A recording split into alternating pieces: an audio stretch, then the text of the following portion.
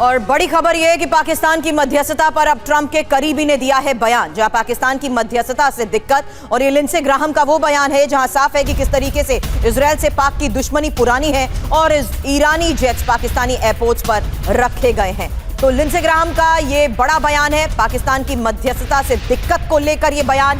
वहीं सबसे बड़ी बात जहां उन्होंने एक बार फिर से कहा कि इजराइल से पाक की दुश्मनी पुरानी है और ईरानी जेट्स पाकिस्तानी एयरपोर्ट पर रखे गए हैं। एक बार फिर पाकिस्तान की मंशा पर सवाल उठाए गए हैं, उसकी नीयत पर सवाल उठाए गए हैं। और इस बीच ये भी सबसे बड़ी बात जहां पाक की मध्यस्थता पर ट्रंप के करीबी अब एक बार फिर भड़के हैं।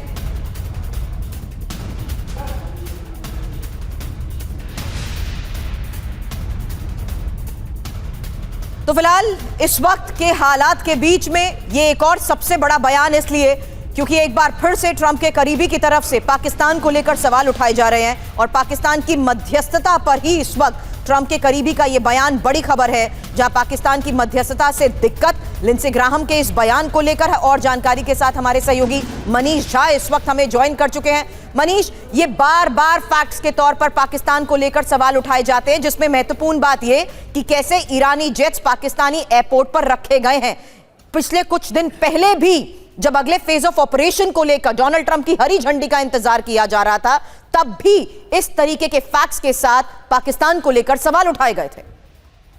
बिल्कुल, देखिए, पहली बात तो यह है कि प्रेसिडेंट ट्रंप जो सोचते हैं वही अमेरिकी सीनेटर लिंडसे ग्राहम बोलते हैं। मतलब आप उनको करीबी सलाहकार कह सकते हैं, उनके युद्ध मामले के गुरु भी कह सकते हैं।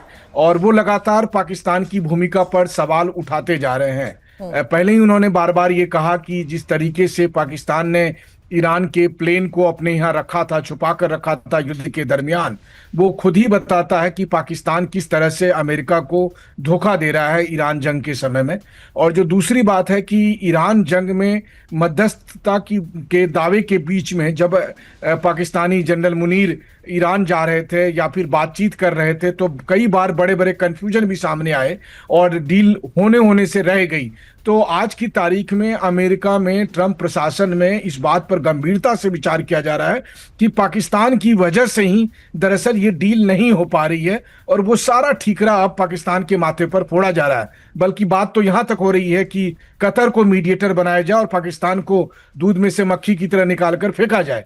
और इसीलिए अब लिंडसे ग्राहम को सामने रखा गया है। लिंडसे ग्राहम ने यह कहा कि आप बताइए, पाकिस्तान मीडिएट कैसे करेगा जब पाकिस्तान इजराइल के प्रति इतनी नफरत रखता है, जब वो अब्राहम अकॉर्ड में ज्वाइन ही नहीं कर सकता, जब लगातार इजराइल को खत्म करने की, मिटाने की बात करता है, जब पाकिस्तान के डिफेंस मिनिस्टर ने पहले ही कहा था कि इजराइल एक कैंसर है, उसको लेकर काफी विवाद हुआ था। तो वैसी स्थिति में उस पाकिस्तान पर भरोसा कैसे किया जा सकता है मीडिएटर के तौर पर? तो ये कोई और नहीं बल्कि ट्रंप के सबसे करीबी सलाहकार लिंडसे ग्राहम बार बार ये सवाल उठा रहे हैं। और जाहिर है कि इससे ये लग रहा है कि ईरान के मामले में पाकिस्तान की जो चाल थी अब उसे अमेरिकी भी समझ रहे हैं। बिल्कुल, और तभी कतर की एंट्री हुई और पाकिस्तान की कोशिशों पर पानी फिरता दिख रहा है।